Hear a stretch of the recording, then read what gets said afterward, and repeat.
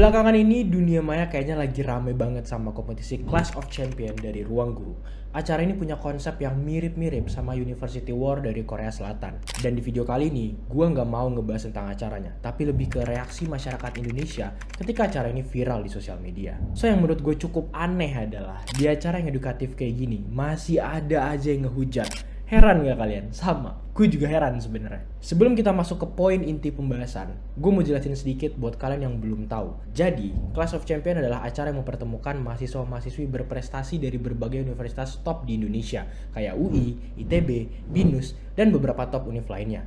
Terus ada juga mahasiswa-mahasiswi berprestasi dari universitas luar negeri, kayak National University of Singapore, Nanyang Technological University, University of Oxford, sampai Korean Advanced Institute of Science and Technology, atau bisa kita sebut sebagai KAIST. Di show ini, mereka saling adu kemampuan dalam logika, hafalan, dan hitungan. Dan beberapa hari sebelum episode pertama tayang, Ruang Guru itu udah nge-share profil singkat para kontestan di media sosialnya, kayak nama, foto, jurusan, kampus, IPK, dan prestasi akademik lainnya. Dan turns out, semua peserta yang ikut Clash of Champion ini punya prestasi yang luar biasa guys.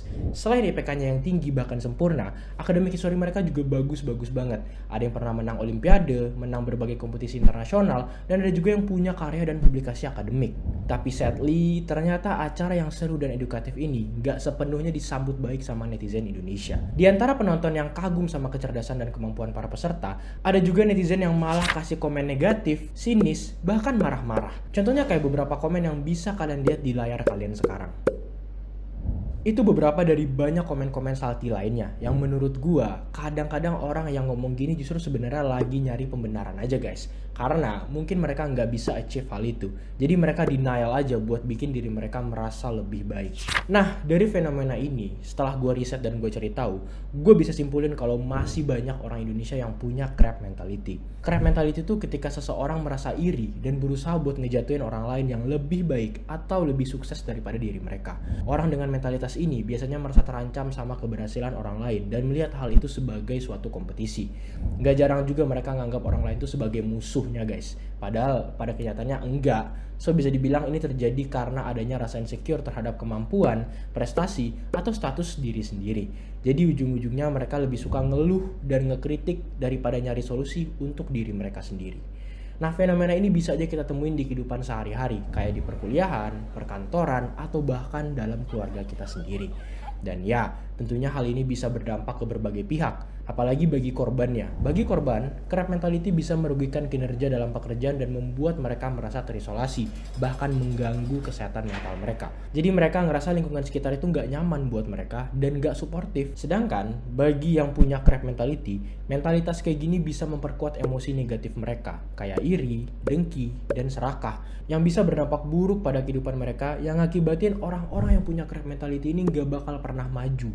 Mentalitas kayak gini juga berpengaruh ke kehidupan sosial di sekitar mereka, karena orang-orang itu bakal otomatis menjauh dan ogah buat bantu mereka nantinya. Jadi ya repot sendiri kan. Jadi sedikit pesan aja buat kalian yang mungkin masih dikelilingi sama orang-orang crab mentality, gak usah didengerin guys, beneran gak usah. Kejar apapun mimpi lu, tetap aja optimis dan percaya sama diri lu sendiri. Abaikan komentar negatif dari orang lain, fokus sama apa yang jadi cita-cita dan mimpi lu. Imbangi juga sama improve kemampuan diri lu, supaya percaya diri lu tuh makin ningkat dan lu jadi tahan banting sama komentar negatif dari orang lain. Jangan lupa juga untuk coba keahlian baru atau hal-hal yang belum pernah lo lakuin sebelumnya, yang mungkin aja itu bakal ngebuka banyak banget pintu-pintu baru untuk lo achieve kesuksesan lo lebih cepat lagi. So itu dia tadi, sedikit tentang crab mentality dan Clash of Champion. Sebenarnya ya, jujur aja gue agak sedih sih, karena program edukatif kayak gini malah jadi bahan sensian gara-gara netizen Indonesia dengan crab mentality-nya. Kalau kita begini mulu, pertanyaannya ya, kapan kita mau jadi negara maju? Menurut gue, rasa iri itu wajar-wajar aja, tapi seharusnya bisa kita pakai untuk pacuan supaya jadi lebih baik ke depannya. Bukan malah jadi ngerugiin orang lain dengan ngejatuhin mereka karena kitanya yang ngerasa kurang. Dan gimana menurut kalian? Coba komen di bawah, mari kita diskusi bareng. Akhir kata gue Red Agil, see you in the next video. Bye-bye.